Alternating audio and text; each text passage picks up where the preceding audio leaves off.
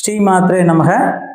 ராகு கேது பயிற்சி எப்போ வருது அப்படிங்கிறதான் நிறைய பேர் கேட்டே இருந்த ஒரு விஷயம். ராகு கேது பயிற்சி எப்போ வருது அப்படின்னா 26/4/2025 சித்திரை மாதம் 13ஆம் தேதி சனிக்கிழமை மாலை சுமார் 4:20 ராகு பகவான் மீன ராசியிலிருந்து கும்பராசிக்கும், கேது பகவான் கன்னி ராசியிலிருந்து சிம்ம ராசிக்கும் பயிற்சி ஆகக்கூடிய நிகழ்வு தான் இந்த ராகு கேது பயிற்சி. நான் இதில் குறிப்பிட்டிருக்கக்கூடிய அந்த நேரம், இந்த தேதி எல்லாமே வாக்கிய பஞ்சாங்க அடிப்படையில், அதாவது கோயில்களில் கடைபிடிக்கக்கூடிய அந்த முறைப்படி தான் நான் தெரிவிச்சிருக்கேன். இந்த ராகு கேது பயிற்சி பற்றி ஒவ்வொரு ராசிக்கும், மேச ராசியிலிருந்து மீன ராசி வரைக்கும் நம்ம பயிற்சி பலன்கள் வெளியிட்டிருக்கோம். அது நீங்கள் ஒருவேளை பார்க்கல அப்படின்னா கீழே டிஸ்கிரிப்ஷனில் பாருங்கள். நம்ம சேனலில் மறக்காமல் சப்ஸ்கிரைப் பண்ணுங்கள். ஏன்னா நம்ம சேனல் நீங்கள் சப்ஸ்கிரைப் பண்ணிங்கன்னா தான் அடுத்தடுத்த எங்களோட பதிவுகளை தொடர்ந்து பார்க்க முடியும்.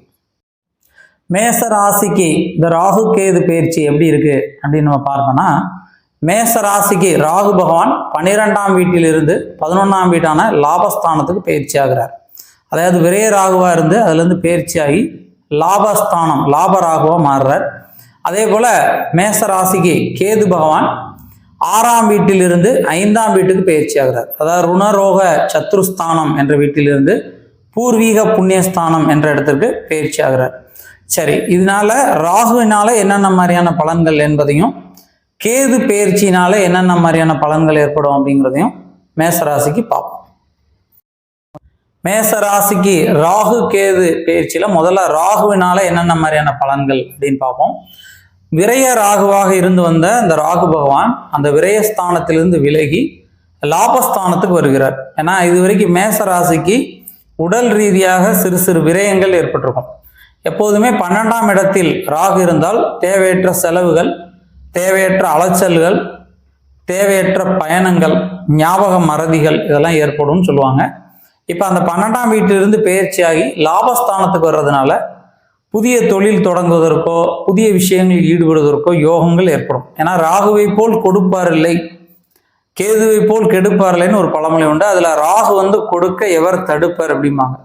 அவ்வளவு சிறப்பு கொண்டது இந்த ராகு. ராகு பகவான் லாபஸ்தானம் என்று சொல்ற 11ஆம் வீட்டில் அமர்ந்திருக்கிறார். மேச ராசிக்கு 11ஆம் வீடு லாபஸ்தானம், கும்பஸ்தானம் சொல்லுவாங்க. அந்த கும்பராசியில ராகு அமர்ந்திருப்பதால் எதிர்பாராத பண விரவுகள், ஏதாவது அதிர்ஷ்டம் கூட அடிப்பதற்கான வாய்ப்புகள் உண்டு. ஏன்னா 11ஆம் வீட்டில் ராகு இருக்கும்போது ஏதாவது நம்ம அந்த லாட்ரியோ ஏதாவது ஒரு அதிர்ஷ்டங்களோ, இல்லை யாராவது ஒரு பெரியவங்க நமக்கு உதவி பண்ணுறதோ, இல்லை ஏதாவது வட்டி இல்லாத கடன் கிடைக்கிறதோ, இந்த மாதிரி எதிர்பாராத ஒரு லாபங்கள், எதிர்பாராத முன்னேற்றங்கள் ஏற்படும். அதே போல் பெரிய மனிதர்கள் உயர் பதவியில் இருக்கவங்க தேடி உதவுவாங்க. மேச ராசியை சேர்ந்தவங்க இந்த ராகு பயிற்சினால ஏதாவது வீடு கட்டணுனாலோ, இல்லை ஏதோ லோன் போடனாலோ, இல்லை ஒரு பேங்க் லோன் எதிர்பார்த்துட்ருக்கோம் அப்படின்னாலோ அந்த லோன்லாம் உங்களுக்கு வேகமாக கிடைக்கும். லாபஸ்தானம் என்பது லாபத்தை உருவாக்கக்கூடியது. அதுபோக தொழிலில் ஏற்கனவே இருந்து வந்த மந்த நிலை விலகி படிப்படியான முன்னேற்றம், எதிர்பாராத பண வரவுகள் ஏற்படும்.